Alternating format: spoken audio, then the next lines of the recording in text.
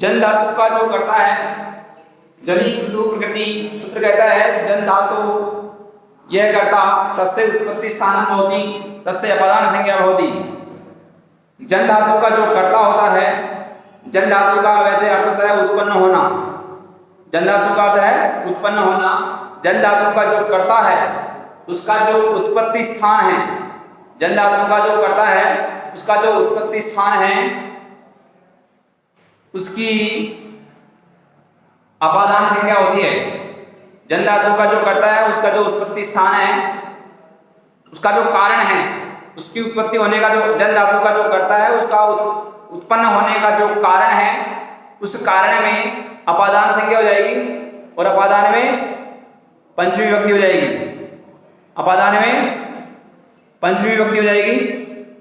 उदाहरण है आपके पास में गोमयात वृश्चिक है जायते, गोमयात वृश्चिक है जायते, गोमयात इसमें वृश्चिक है, वृश्चिक का अर्थ है बिच्छू, वृश्चिक का अर्थ है बिच्छू, उसके उत्पन्न होने का कारण है गोमयात, उसका उत्पन्न होने का कारण है गोमयात। गो गाय का जो विकार है, गाय का जो विकार है गोमयात, उससे गाय के विकार से जो है वृश्चिका है बिच्छू की उत्पत्ति हुई, बिच्छू उत्पन्न हुए। इसलिए किससे हुए? गाय के विकार से, गाय के विकार से हुई, इसलिए गोमयात में पंचमी विभक्ति हो गई, गोमयात में पंचमी विभक्ति हो गई और कारण हो गया जन धातु योगे, जन धातु योगे पंचमी विभक्ति भवति। जन धातु के योग में पंचमी विभक्ति होती है, जन धातु के योग में पंचमी विभक्ति होती है। ठीक है। इसके बाद में कामात, कामात क्रोध है जायते, कामात क्रोध है जायते, काम से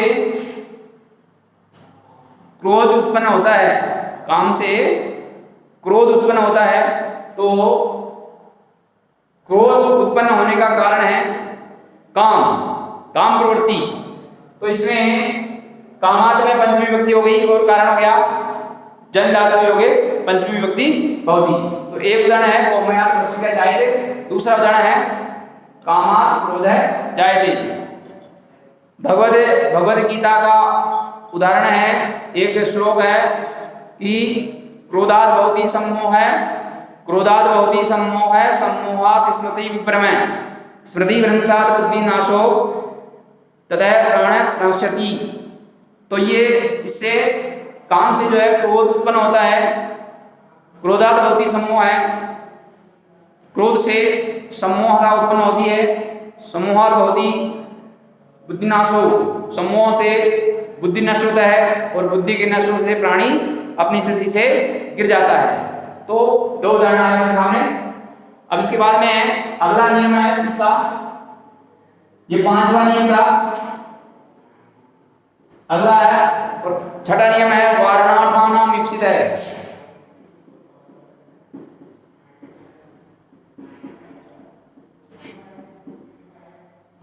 वारणार्थानाम ईप्सित है।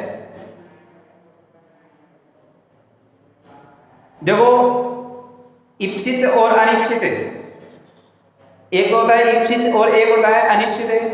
इप्सित होता है चाहा गया, इप्सित होता है चाहा गया और अनिप्सित होता है जो अनचाहा, अनिप्सित होता है अनचाहा।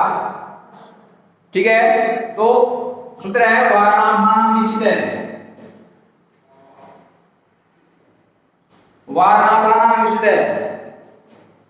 वारणार्थानाम धातूनाम प्रयोगे, वारणार्थानाम धातूनाम प्रयोगे यह ईप्सित अर्थ है तस्य अपदान संज्ञा भवति। वारण वारणार्थानाम, वारणार्थानाम धातूनाम प्रयोगे यह ईप्सित है तस्य अपदान संज्ञा भवति, अपदाने पंचमी विभक्ति भवति। वारण अर्थ वाली धातुओं के प्रयोग में वारण अर्थ, वारण का अर्थ है दूर हटाना,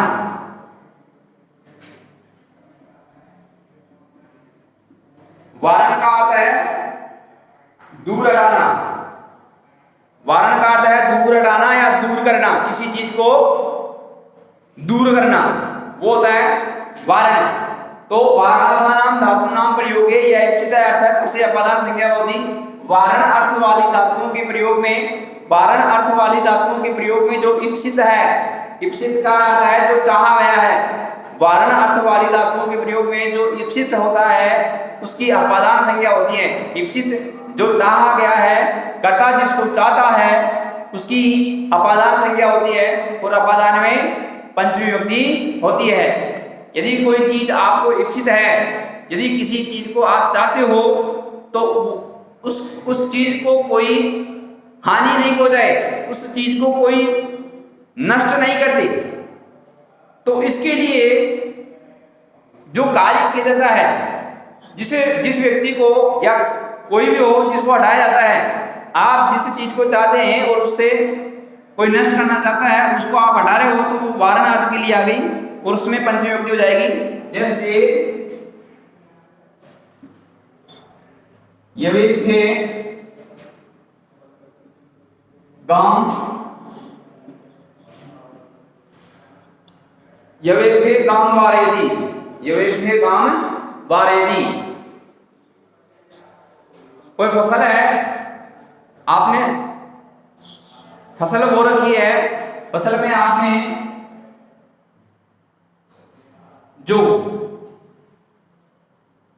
जो की खेती कर रखी है, मान लो आपने फसल बो रखी है, आपने जो की खेती कर रखी है, और उस जो का जो खेत है उसमें क्या प्रवेश कर गई, गाय। उस जो के खेत में गाय प्रवेश कर गई, तो आपको आपने क्या बोए थे, जो आपने जो बोए थे, आपके लिए इप्सित क्या है, इप्सित का मतलब आप किसको चाहते हैं, जो की फसल को, जो को चाहते हैं आप, और उसमें उसको नष्ट करने के लिए कौन चलेगी, गाम, गाय। तो आप क्या करेंगे, उस जो के खेत से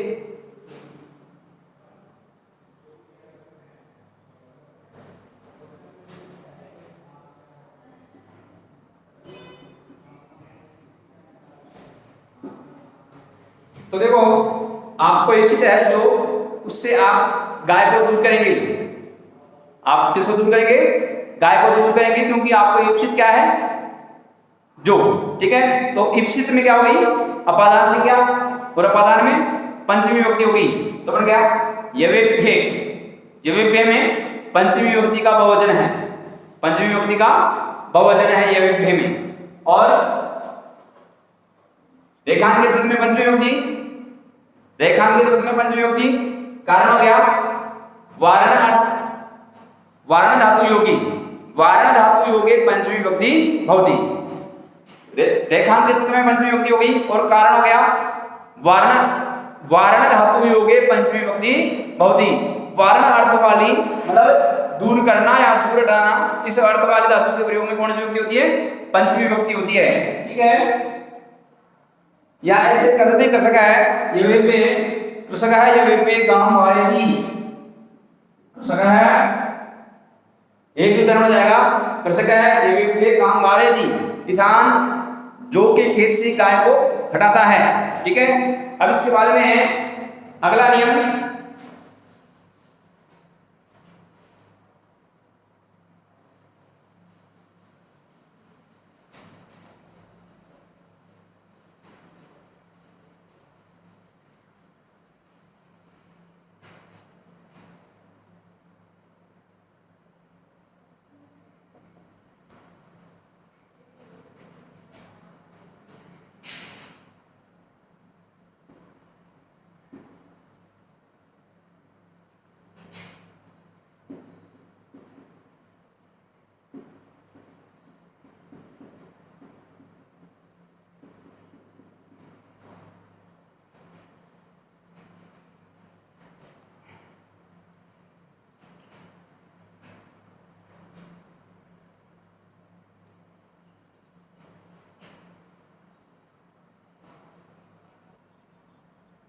अगला नियम है अंतर्धौ येना दर्शनम इच्छति, अंतर्धौ येना दर्शनम इच्छति, कर्ता यस्मात् अदर्शनम इच्छति, कर्ता यस्मात् अदर्शनम इच्छति,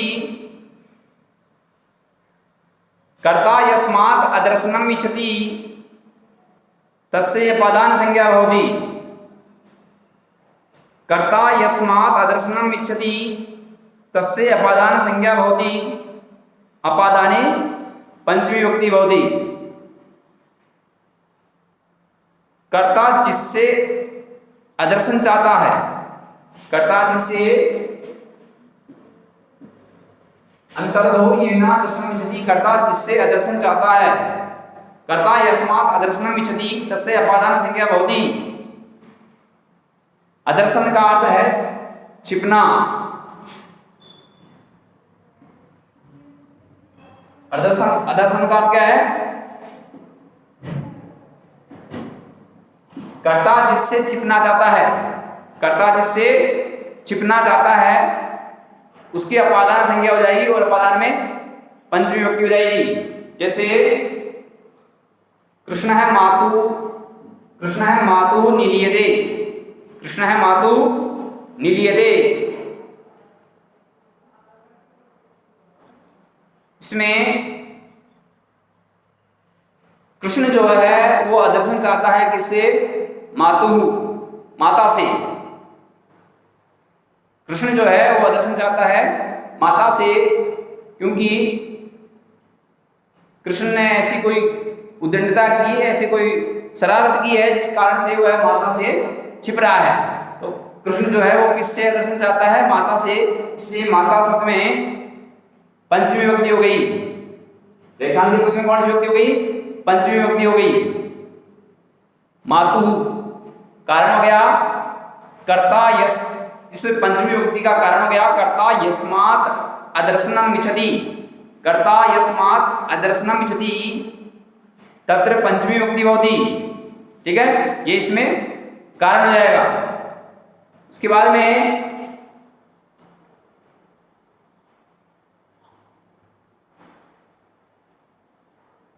बालक है,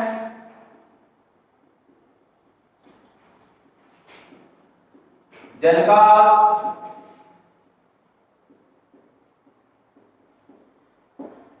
बालक है जनकात् निलीयते, बालक पिता से छिपता है, बालक पिता से छिपता है। यहाँ पे बालक अदर्शन चाह रहा है पिता से, बालक अदर्शन किससे चाह रहा है? पिता से। इसलिए पिता में पंचमी विभक्ति हो गई तो बन गया जनकात्, कारण हो गया। ये तो पंचमी विभक्ति जनकात् में पंचमी विभक्ति हो गई, कारण हो गया कर्ता यस्मात् अदर्शनम इच्छति तस्य अपादान संज्ञा भवति, अपादाने पंचमी विभक्ति भवति। तो कारण इसमें यही हो जाएगा कि कर्ता यस्मात् अदर्शनम इच्छति तत्र पंचमी विभक्ति भवति। ठीक है, ये रहा अपना अंतर्दो येना दर्शनम इच्छति ये नियम। कृष्ण है मातु निलीयते, तो मातु में पंचमी हो गई, और बालक है जनकात् निलीयते, यहाँ पे जनकात् में पंचमी विभक्ति हो गई। अब कुछ शब्द हैं जिनके योग में, अब देखो एक तो क्या है कि यदा द्वयो पदार्थयोः, यदा द्वयो पदार्थयोः कश्चित् एकस्य पदार्थस्य विशेषता प्रदर्श्यते, यदा द्वयो पदार्थयोः कश्चित् एकस्य पदार्थस्य विशेषता प्रदर्श्यते तदा विशेषण शब्दैः, तदा विशेषण शब्दैः येषुन् अथवा तरफ प्रत्यय से प्रयोग भवति।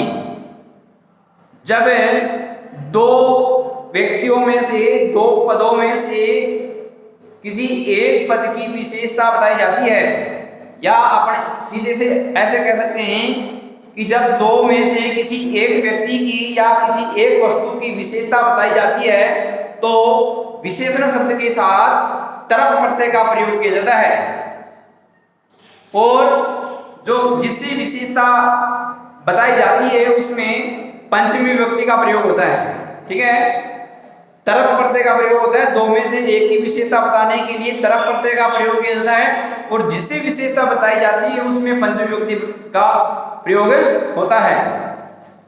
जैसे उदाहरण है राम है,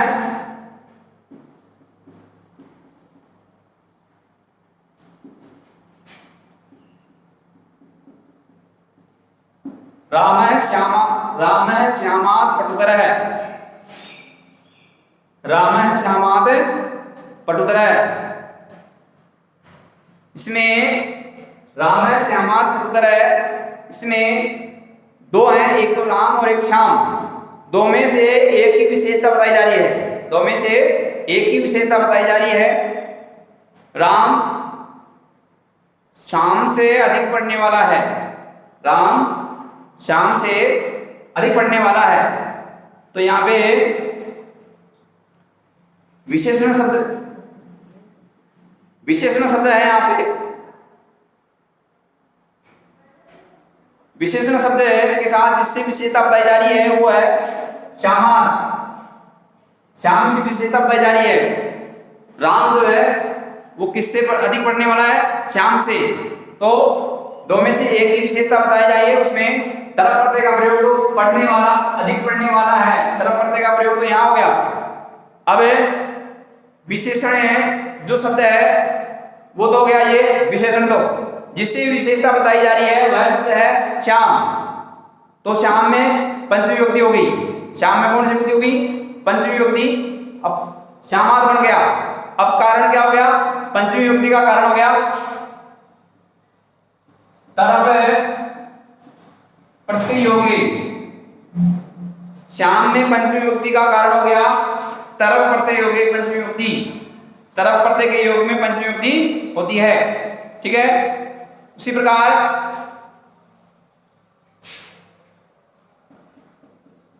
माता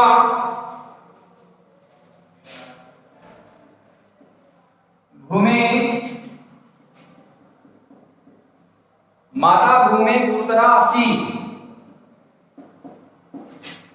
माता भूमि से गुरुतरा विशाल है, भारी है, ठीक है। माता का पद धरती से भी क्या है, विशाल है, बड़ा है, भारी है। तो यहाँ पे विशेषण शब्द तो ये है, विशेषण शब्द तो ये है गुरुतरा। और माता किससे विशाल है, किससे भारी है, किससे बड़ी है, भूमि से। तो इसमें कौन सी विभक्ति होगी, पंचमी विभक्ति। इसमें भूमि शब्द में, भूमि शब्द में पंचमी विभक्ति हो गई, भूमि शब्द में पंचमी विभक्ति। और कारण हो गया तरफ, तरफ प्रत्यय के योग में, तरफ प्रत्यय के योग में भूमि में पंचमी। यहाँ पे देखो ये जो है पटुतरा है, पटुतरा में भी, अरे अंजलि इसको, आदित्य क्या नाम है, इसको यहां से भेज दे, इसका पढ़ाई में मन नहीं है बिल्कुल भी, ये बार बार डिस्टर्ब और कर रहा है तेरे को। हाँ पीछे होके फिर पता नहीं क्या बोलता है, कोई बात है मेरे को बोला, मेरे को बोल। उसको भी पढ़ने नहीं दे रहा और तो खुद भी नहीं पढ़ रहा है। सामने बैठ, पहले तो सामने बैठ, उधर छिप के क्यों बैठता है उधर। तो देखो पटुतरा है, एक तो है पटुतरा है और एक है गुरुतरा। पटुतरा जो शब्द है वो राम के लिए आया है, इसलिए वो पुल्लिंग हो गया, इसलिए पटुतरा बन गया। माता शब्द के लिए आया है गुरुतरा, तो ये शब्द स्त्रीलिंग हो गया, ठीक है। ये पुल्लिंग है, ये स्त्रीलिंग है। इसका बनेगा जैसे पटुतर है, तीनों लिंगों में बनता है तरफ प्रत्यय का। पटुतर है, पटुतरा, पटुतरम। गुरुतर है, गुरुतरा, गुरुतरम। तो यहाँ पे श्यामांत में पंचमी विभक्ति हो गई, कारण हो गया तरफ प्रत्यय हो गए। भूमि सूत्र में पंचमी विभक्ति हो गई, कारण हो गया तरफ प्रत्यय हो गई। अब एक उदाहरण और है, आपने सुना भी है, जननी जन्म भूमि से स्वर्गात अपि गरीयसी। जननी जन्म भूमि से स्वर्गात अपि गरीयसी। देखो दो प्रत्ययों का प्रयोग होता है, एक तो तरफ प्रत्यय का प्रयोग होता है और एक है ये सुन। एक तो तरफ प्रत्यय का प्रयोग, दो में से एक की विशेषता बताने के लिए एक तो तरफ प्रत्यय का प्रयोग होता है, एक होता है ये सुन प्रत्यय का प्रयोग। ये सुन प्रत्यय का प्रयोग जो है वो मैंने आपको अंतिम जो उदाहरण बताया उसमें दिखाई देगा। जननी जन्मभूमि से स्वर्गादपि गरीयसी। गरीयसी शब्द में ये सुन प्रत्यय है। गरीयसी शब्द में कौन सा प्रत्यय है? ये सुन प्रत्यय है। तो जननी जन्मभूमि, जननी और जन्मभूमि, माता और मातृभूमि, स्वर्गात, स्वर्गात में पंचमी विभक्ति हो गई। स्वर्गात, स्वर्गात में कौन सी विभक्ति हो गई? पंचमी विभक्ति हो गई। कारण क्या हो गया? ये सुन प्रतियोगी, ये सुन प्रतियोगी पंचमी विभक्ति। ठीक है, तो ये हुआ अपना, जब दो में से आपको एक की विशेषता बतानी हो, एक को जब श्रेष्ठ बताना हो तो वहां पे आप विशेषण शब्द में तो आप करेंगे तरफ और ये सुन प्रत्यय का प्रयोग, और जिससे विशेषता बताई जा रही है उसमें करेंगे आप पंचमी विभक्ति का प्रयोग, जैसे श्यामा और भूमि। ठीक है, अब कुछ शब्द हैं जिन शब्दों के योग में भी पंचमी विभक्ति का प्रयोग होता है। वो शब्द कौन से हैं? देखो वो शब्द है आपको, एक तो रिते। रिते का अर्थ है बिना। रिते शब्द का अर्थ है बिना। ठीक है, तो बिना शब्द का जो अर्थ आएगा उसके योग में भी पंचमी विभक्ति होगी। जैसे ज्ञानात रिते न मुक्ति ही।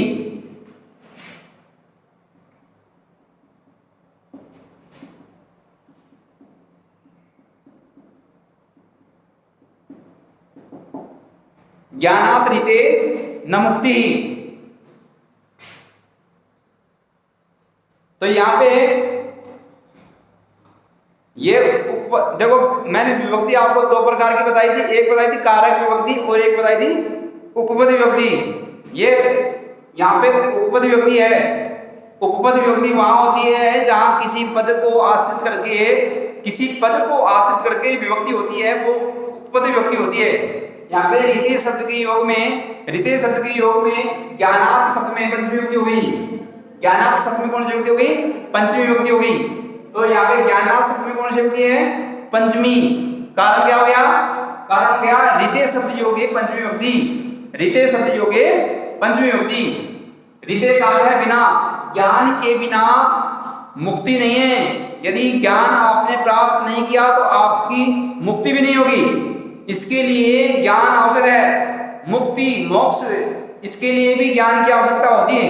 ठीक है, तो इस शब्द के योग में पंचमी विभक्ति होगी। एक तो ये बात। अब है इसके बाद में बही। बही शब्द का अर्थ है बाहर। बही शब्द का अर्थ है बाहर। इस शब्द के योग में भी पंचमी विभक्ति होती है। जैसे छात्र है,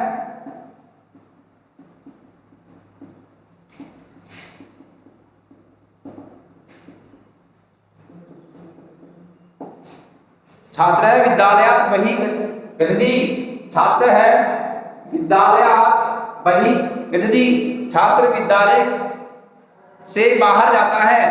छात्र विद्यालय से बाहर जाता है। तो यहाँ पे विद्यालय शब्द में कौन सी विभक्ति हो गई?